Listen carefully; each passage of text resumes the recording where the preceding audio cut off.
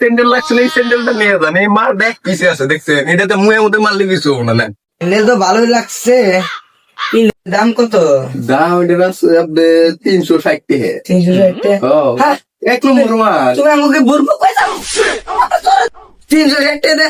আমি একটা কয়লেন নিলাম, 4 দিন খামু, কি পাল দেখবো 100 টাকা 50 টাকা করে স্যান্ডেল হরেক মাল আলা নিয়ে হচ্ছে।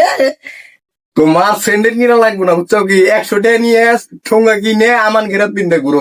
তোমার স্যান্ডেল কিনা লাগবে না, কি সুন্দর স্যান্ডেলটা দিছিলে, আমি তোমার দাম দেখে পছন্দ হইলো না, তুমি ঠোঙ্গা কিনে ঠোঙ্গা পিনতে ঘুরো, বুঝছো কি? ডেলি কি একটা করে ঠোঙ্গা বল দাবা কাম হয়ে যাবো।